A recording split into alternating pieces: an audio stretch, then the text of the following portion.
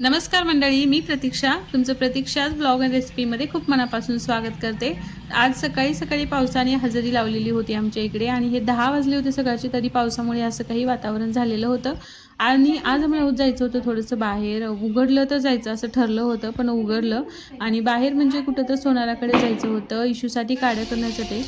तसं बघायला गेलं तर तिला सगळेच दागिने आहेत प्रांशूचे, पण काड्या तेवढ्या आता प्रांशू लहान असल्यामुळे ते काही काढायचं नव्हतं, त्यामुळे आणि पप्पाकडून एक तरी दागिना हवाच ना नातीसाठी, त्यामुळे करायला जायचं होतं काड्या। आणि प्रांशूच्या या बांगड्या थोड्या लहान होत्या त्याला, म्हणून त्या घालून मोठ्या केल्या, इशूसाठी पण बांगड्या केल्या चांदीच्या, मनगट्या राहतात 6-7 महिने नंतर ते घालते म्हणून, आणि काड्या केल्या छान अशा, म्हणजे आता 1 ग्रामच्या केल्या, 1-1.5 ग्रामच्या काड्या तिला तिला शोभेल अशी। आणि मी अंगठी घेतली एक चांदीची, तसं बघायला तर मला 2-3 अंगठ्या आहेत चांदीच्या, पण आवडली म्हणून घेतली मला, आणि एक सोन्याची अंगठी ती करायला टाकली, बघू आता कधी देतात। आणि हे प्रांशूच्या पप्पांनी परभणीहून हे पार्सल हे केलं होतं, पेमेंट तिकडून केली होती आणि ॲड्रेस इकडला दिला होता, म्हणून इकडे आले होते कपडे हे।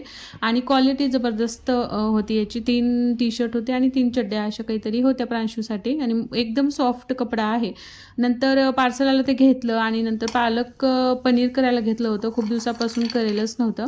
आणि याची रेसिपी तुम्हाला डिटेल व्हिडिओ मी टाकणार आहे, पालक पनीर कशी बनवली पूर्ण रेसिपीचाच व्हिडिओ टाकणार आहे मी। तर रेसिपी तुम्हाला पाहायची असेल तर तो तुम्हाला पूर्ण व्हिडिओ पाहावा लागेल। या व्लॉगिंगमध्ये मी काही पूर्ण डिटेल व्हिडिओ देणार नाही। आणि सगळं करून घेतले, आणि भाजी अशी काही झाली होती आणि इतकी छान झाली होती की थोडी पण उरली नव्हती भाजी, सगळी चटपुट खाऊन पूर्ण झाली होती, म्हणजे छानच झाली होती। आता 4:40 झालेत, आणि आत्तापर्यंत जर तुम्ही ब्लॉग बघितला, व्हिडिओ बघितला, तो आम्ही ज्या दिवशी इशूला दागिना आणण्यासाठी गेलो होतो त्या दिवशीचा आहे।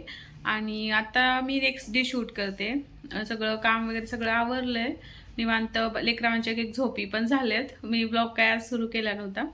आणि आई गेली आता गोलाईमध्ये, कारण आता जून-जुलैमध्ये साड्यांचे सेल निघतात दुकानामध्ये, त्यामुळे मग साड्या पाहून येते, म्हणजे तिच्या मैत्रिणी आहेत 2-3, त्यांच्यासोबत गेली साड्या आणण्यासाठी। तर बघूया कशा आणते साड्या, काय नाही, मला आवडली एखादी तर मी त्यातली पण घेऊ शकते, आणि आता जाताना तर मला घ्यावंच लागणार आहे कसंही। बघू आता कशा आणते, काय नाही, आवडली तर मी पण घेणार आहे त्यातली एखादी। तर कशा आणते तुम्हाला पाहायचे असतील तर व्हिडिओ पाहत राहा तुम्ही माझा, तुम्हाला दाखवतेच मी। तर अशा साड्या आणल्या होत्या आईने 3, आणि छान होती क्वालिटी वगैरे, म्हणजे डेली वेअरसाठी छान आहेत त्या साड्या। 1380 मध्ये 3, छान आहेत।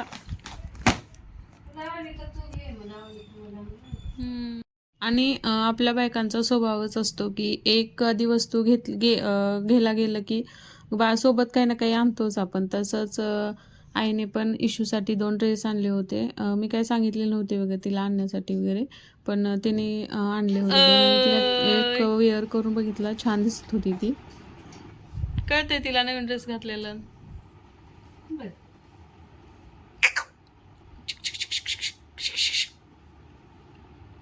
नटून बसते।